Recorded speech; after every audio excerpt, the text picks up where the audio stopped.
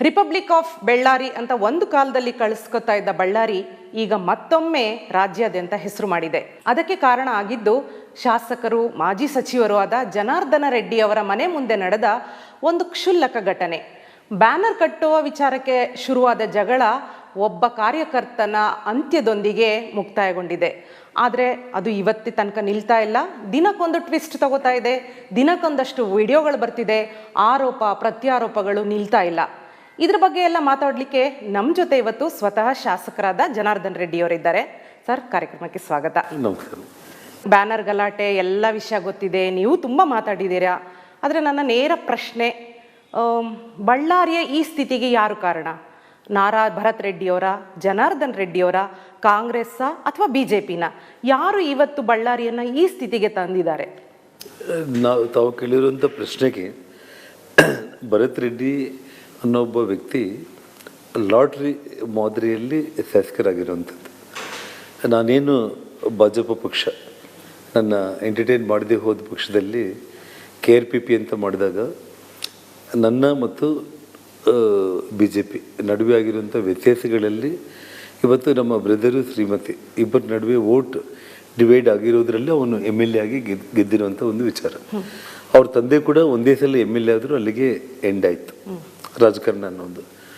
ಅವರ ಕುಟುಂಬನೇ ಅವ್ರ ಹಿನ್ನೆಲೆ ಎಲ್ಲ ಕೂಡ ತುಂಬ ಕ್ರಿಮಿನಲ್ ಉಳ್ಳ ಆ ಕುಟುಂಬ. ನಾನು ಅದಕ್ಕೆ ಸಾಕಷ್ಟು ವಿಷಯಗಳನ್ನು ಎವಿಡೆನ್ಸ್ಗಳನ್ನ ಈಗ ನಾನು ನಿಮ್ಮ ಮುಂದೆ ತರಿಸಿ ನಾನು ತೋರಿಸ್ತೀನಿ.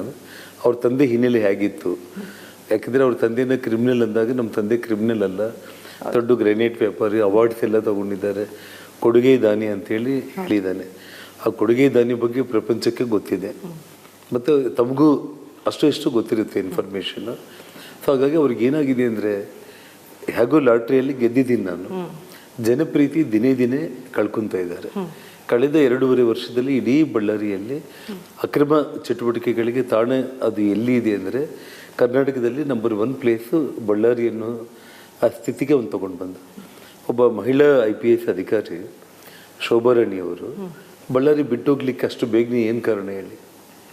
ಅವ್ರ ಸಮಯದಲ್ಲಿ ಒಬ್ಬ ದೊಡ್ಡ ಮಾರ್ಬಲ್ ಗ್ರಾನೈಟ್ ಬಿಸ್ನೆಸ್ ಮ್ಯಾನ್ನ ಅವರು ಸಿಕ್ಕಾಪಟ್ಟೆ ಹೊಡೆದಾಕ್ಬಿಟ್ಟು ಅಂಗಡಿಗೆ ನುಗ್ಗಿ ಅವರನ್ನ ಪೊಲೀಸ್ ಕಂಪ್ಲೇಂಟ್ ಕೊಡಿ ಅಂದರೂ ಕೂಡ ಕೊಡೋ ಧೈರ್ಯ ಮಾಡಿದ್ದೇನೆ.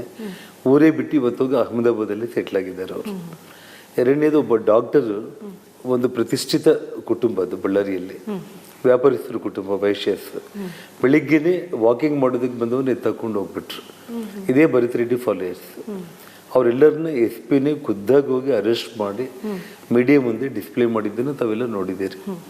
ಮತ್ತು ಈ ಮಟ್ಕ, ಓಸಿಗಳು, ಗಾಂಜಾಗಳು, ಈ ಕ್ಲಬ್ಬು, ಅನಧಿಕೃತವಾಗಿ ಅವ್ರು ಮಾಡ್ತಿರೋ ಆ್ಯಕ್ಟಿವಿಟಿಗಳನ್ನ ನಿಯಂತ್ರಣ ಮಾಡೋದಕ್ಕೆ ಆ ಹೆಣ್ಮಗಳು ಎಷ್ಟೇ ಪ್ರಯತ್ನ ಮಾಡಿದ್ರು ಕೂಡ ಅವ್ರ ಮೇಲೆ ಇವಾಗ ನೋಡಿ DK ಶಿವಕುಮಾರ್ ಅವರೇ ಅವನ ಬೆನ್ನಿಗೆ ನಾವು ನಿಂತ್ಕೊಂಡಿದ್ದೀವಿ, ಕಾಂಗ್ರೆಸ್ ನಿಂತ್ಕೊಂಡಿದೆ, ಅಲ್ಲಿ ಅವನು ಶಾಂತಿ ಕಾಪಾಡೋದಕ್ಕೆ ಹೋದ ಅಂತ ಹೇಳ್ತಾರೆ.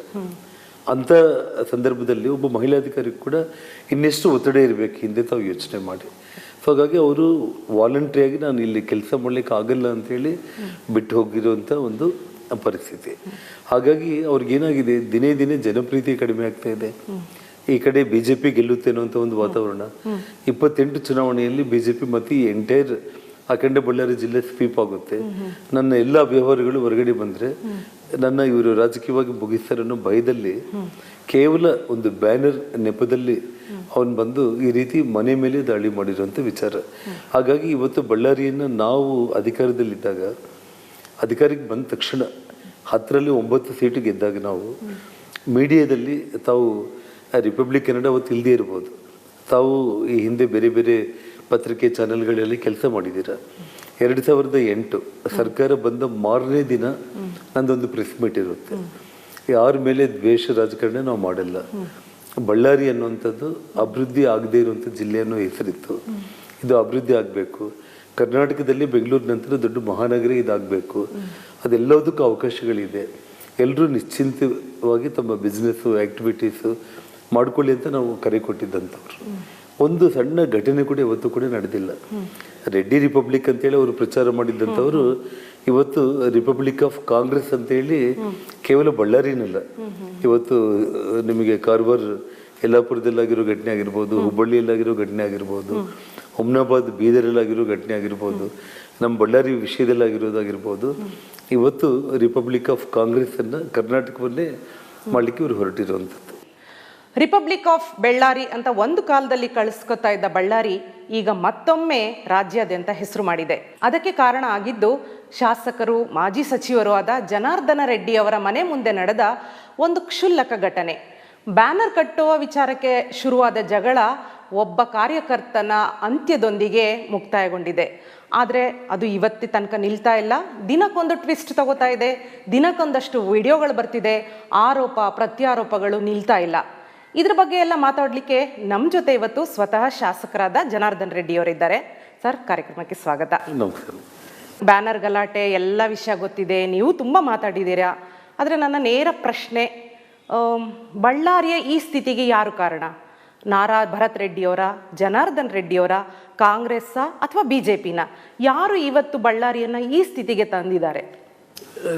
ತಾವು ಕೇಳಿರುವಂಥ ಪ್ರಶ್ನೆಗೆ ಭರತ್ ರೆಡ್ಡಿ ಅನ್ನೋ ಒಬ್ಬ ವ್ಯಕ್ತಿ ಲಾಟ್ರಿ ಮಾದರಿಯಲ್ಲಿ ಶಾಸಕರಾಗಿರುವಂಥದ್ದು.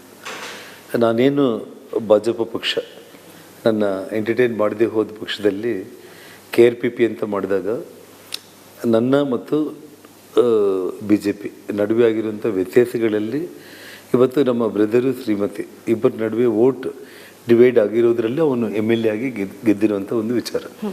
ಅವ್ರ ತಂದೆ ಕೂಡ ಒಂದೇ ಸಲ MLA ಆದರೂ ಅಲ್ಲಿಗೆ ಎಂಡ್ ಆಯಿತು ರಾಜಕಾರಣ ಅನ್ನೋದು. ಅವರ ಕುಟುಂಬನೇ ಅವ್ರ ಹಿನ್ನೆಲೆ ಎಲ್ಲ ಕೂಡ ತುಂಬ ಕ್ರಿಮಿನಲ್ ಉಳ್ಳ ಆ ಕುಟುಂಬ.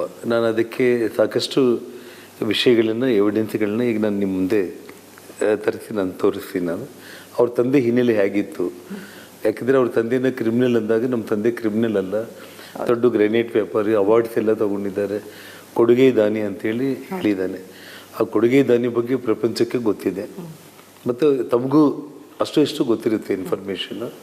ಸೊ ಹಾಗಾಗಿ ಅವ್ರಿಗೆ ಏನಾಗಿದೆ ಅಂದರೆ, ಹೇಗೋ ಲಾಟ್ರಿಯಲ್ಲಿ ಗೆದ್ದಿದ್ದೀನಿ ನಾನು, ಜನಪ್ರೀತಿ ದಿನೇ ದಿನೇ ಕಳ್ಕೊತಾ ಇದ್ದಾರೆ. ಕಳೆದ 2.5 ವರ್ಷದಲ್ಲಿ ಇಡೀ ಬಳ್ಳಾರಿಯಲ್ಲಿ ಅಕ್ರಮ ಚಟುವಟಿಕೆಗಳಿಗೆ ತಾಣ ಅದು ಎಲ್ಲಿ ಇದೆ ಅಂದರೆ ಕರ್ನಾಟಕದಲ್ಲಿ ನಂಬರ್ 1 ಪ್ಲೇಸು ಬಳ್ಳಾರಿ ಅನ್ನೋ ಆ ಸ್ಥಿತಿಗೆ ಅವನು ತೊಗೊಂಡು ಬಂದ. ಒಬ್ಬ ಮಹಿಳಾ IPS ಅಧಿಕಾರಿ ಶೋಭಾರಾಣಿ ಅವರು ಬಳ್ಳಾರಿ ಬಿಟ್ಟೋಗ್ಲಿಕ್ಕೆ ಅಷ್ಟು ಬೇಗನೆ ಏನು ಕಾರಣ ಹೇಳಿ? ಅವ್ರ ಸಮಯದಲ್ಲಿ ಒಬ್ಬ ದೊಡ್ಡ ಮಾರ್ಬಲ್ ಗ್ರಾನೈಟ್ ಬಿಸ್ನೆಸ್ ಮ್ಯಾನ್ನ ಅವರು ಸಿಕ್ಕಾಪಟ್ಟೆ ಹೊಡೆದಾಕ್ಬಿಟ್ಟು ಅಂಗಡಿಗೆ ನುಗ್ಗಿ ಅವರನ್ನ ಪೊಲೀಸ್ ಕಂಪ್ಲೇಂಟ್ ಕೊಡಿ ಅಂದರೂ ಕೂಡ ಕೊಡೋ ಧೈರ್ಯ ಮಾಡಿದ್ದೇನೆ. ಊರೇ ಬಿಟ್ಟು ಇವತ್ತೋಗಿ ಅಹಮದಾಬಾದಲ್ಲಿ ಸೆಟ್ಲ್ ಆಗಿದ್ದಾರೆ ಅವರು. ಎರಡನೇದು, ಒಬ್ಬ ಡಾಕ್ಟರ್, ಒಂದು ಪ್ರತಿಷ್ಠಿತ ಕುಟುಂಬ ಅದು ಬಳ್ಳಾರಿಯಲ್ಲಿ, ವ್ಯಾಪಾರಸ್ಥರ ಕುಟುಂಬ, ವೈಶ್ಯಸ್. ಬೆಳಿಗ್ಗೆನೆ ವಾಕಿಂಗ್ ಮಾಡೋದಕ್ಕೆ ಬಂದವನ್ನ ಎತ್ತಾಕೊಂಡು ಹೋಗ್ಬಿಟ್ರು. ಇದೇ ಭರತ್ ರೆಡ್ಡಿ ಫಾಲೋಯರ್ಸ್. ಅವರೆಲ್ಲರನ್ನ SP ಖುದ್ದಾಗಿ ಹೋಗಿ ಅರೆಸ್ಟ್ ಮಾಡಿ ಮೀಡಿಯಾ ಮುಂದೆ ಡಿಸ್ಪ್ಲೇ ಮಾಡಿದ್ದನ್ನು ತಾವೆಲ್ಲ ನೋಡಿದ್ದೀರಿ. ಮತ್ತು ಈ ಮಟ್ಕ, ಓಸಿಗಳು, ಗಾಂಜಾಗಳು, ಈ ಕ್ಲಬ್ಬು, ಅನಧಿಕೃತವಾಗಿ ಅವ್ರು ಮಾಡ್ತಿರೋ ಆ್ಯಕ್ಟಿವಿಟಿಗಳನ್ನ ನಿಯಂತ್ರಣ ಮಾಡೋದಕ್ಕೆ ಆ ಹೆಣ್ಮಗಳು ಎಷ್ಟೇ ಪ್ರಯತ್ನ ಮಾಡಿದ್ರು ಕೂಡ